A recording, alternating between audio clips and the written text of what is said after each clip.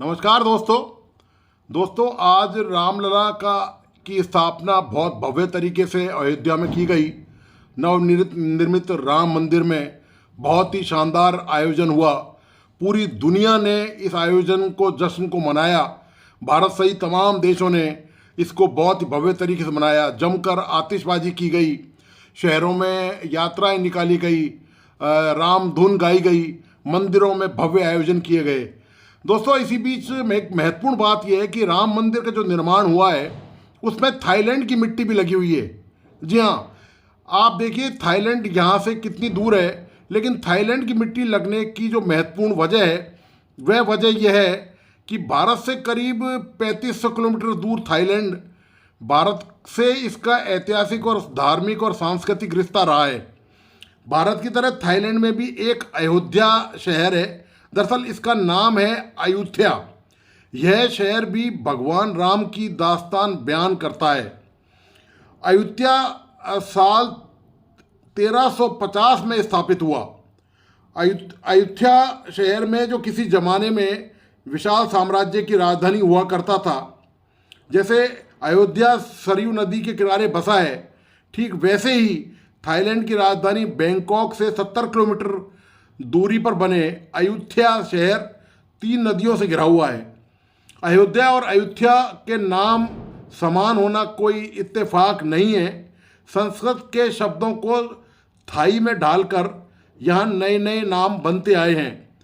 प्राचीन भारतीय सभ्यता का दक्षिण पूर्व एशिया पर काफ़ी असर रहा है।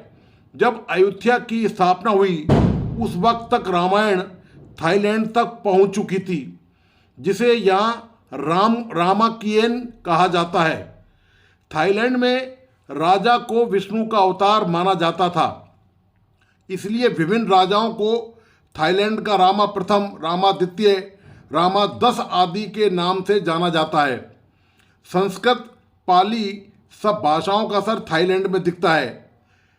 यूनेस्को के मुताबिक अयुथ्या के शाही दरबार में कई देशों के दूत आया जाया करते थे, जिसमें मुगल दरबार, जापान और चीनी साम्राज्यों के दूतों से लेकर फ्रांस के दूत भी शामिल थे। थाईलैंड में अयुथ्या नाम का शहर है जिसकी स्थापना 1350 ईस्वी में हुई थी। इसे अयोध्या से जोड़कर देखा जाता है। इसकी स्थापना राजा रमाती बोधि प्रथम ने की थी। आज अयुथ्या यूनेस्को की वर्ल्ड हेरिटेज साइट है।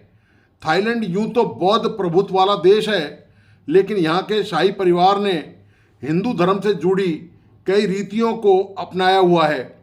चीन जैसे देशों की संस्कृति से ज़्यादा भारतीय संस्कृति ने थाईलैंड में छाप छोड़ी है। रामायण के संस्करण को थाईलैंड में रामाकियन कहा जाता है। दरअसल सदियों पहले दक्षिण भारत से समुद्र के जरिए लोगों का थाईलैंड आना जाना हुआ और रामायण भी यहाँ पहुँची। इसके कई संस्करण बनते गए और थाई किंग रामा प्रथम ने इसे फिर से लिखा। थाईलैंड में आज भी रामाकियन का मंचन होता है, जिसे थाई रामायण का दर्जा हासिल है। इसमें रामायण से बहुत सारी समानताएं हैं। हालांकि स्थानीय संस्कृति, बौद्ध धर्म के अनुसार कई तरह के अंतर भी हैं। कहा जाता है कि रामाकियन में थास्कन नाम का किरदार वही है जो रामायण में रावण का है। यहाँ थास मतलब 10 होता है। रामाकियन में राम वही है जो भगवान राम हैं। भारत थाई रिश्तों की बात करें तो रॉयल थाई काउंसिलेट जर्नल की वेबसाइट के मुताबिक थाईलैंड के किंग रामा पंचम 1872 में समुद्र के रास्ते सिंगापुर और यांगोन से होते हुए भारत आए थे। 13 जनवरी 1872 को कलकत्ता पहुंचने के बाद वो ट्रेन के जरिए बैरकपुर, दिल्ली, आगरा, कानपुर और लखनऊ भी गए थे। 14वीं से 18वीं शताब्दी के बीच आज का अयोध्या तब के शाम नाम के खुशहाल साम्राज्य की राजधानी था, जो दुनिया का बड़ा कूटनीतिक और व्यापारिक केंद्र भी था। सन 1767 में बर्मा ने इस शहर पर ऐसा हमला बोला कि यह शहर पूरी तरह तहस नहस हो गया। इस शहर को फिर दोबारा बसाया नहीं गया, बल्कि बैंकॉक नाम से एक नई राजधानी बना दी गई। बैंकॉक का औपचारिक नाम दरअसल बैंकॉक नहीं है और बहुत लंबे समय से उसके औपचारिक नाम में अयोध्या आज भी शामिल है। और शहर के बीचों बीच अयोध्या रोड नाम की सड़क भी मिल जाएगी। यहाँ के पगोड़ा और मोनेस्ट्री के अवशेष बताते हैं कि इमारतें कितनी बुलंद रही होंगी। बिना धड़ वाली बुद्ध की मूर्तियाँ, बिना छत वाली इमारतें, हर तरफ खंडर।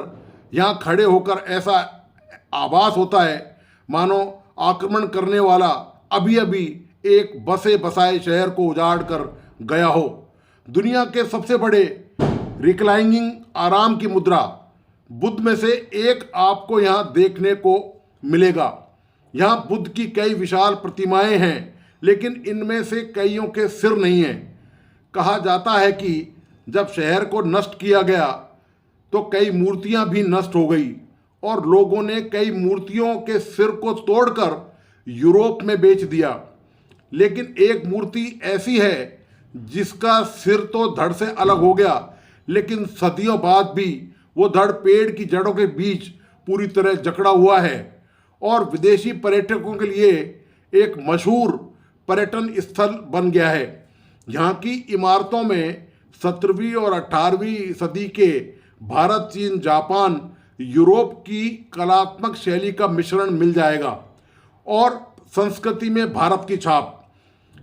प्रसिद्ध लेखक एस.एन. देसाई ने हिंदुइज्म इन थाई लाइफ नाम की किताब में इस बारे में विस्तार से लिखा है।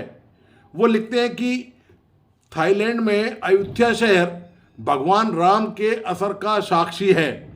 हालांकि थाईलैंड में राम को लेकर पुरातत्व से जुड़ा प्रमाण नहीं है, लेकिन लोक कला के जरिए राम और रामायण सदियों से लोगों तक पहुंचते रहे हैं।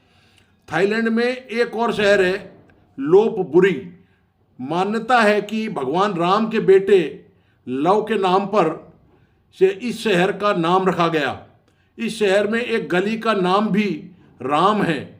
अयोध्या की बात करें तो उस दौर की तरह आज भी आपको यहाँ जगह जगह हाथी दिख जाएंगे।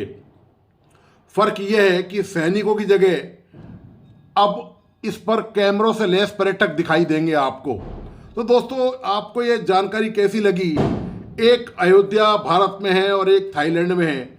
दोनों में ऐतिहासिक और सांस्कृतिक जबरदस्त समानता हैं। ये समानता थाईलैंड को भारत से हिंदू संस्कृति के लिहाज से बहुत करीब लेके आती हैं और एक तरह से वे हमारा छोटे भाई के समान हैं। और रामायण में जो पात्र दिए गए हैं और जिन पात्रों की तुलना थाईलैंड की रामायण में और थाईलैंड और भारत की जो संस्कृति है, भारत की रामायण है, और अयोध्या जैसी जिस तरह से थाईलैंड में अयोध्या है, अयोध्या के नाम से है, और भारत में, दोनों में ज़बरदस्त समानता हैं। तो इस मौके पर, इस पावन पर्व पर यह जानकारी बहुत ही महत्वपूर्ण है कि किस तरह से अयोध्या में आज ज़बरदस्त तरीके से एक भव्य आयोजन किया गया। और इसी संदर्भ में प्रासंगिक होगा कि इस थाईलैंड की अयोध्या की जानकारी देना। तो दोस्तों, आपको यह वीडियो कैसा लगा?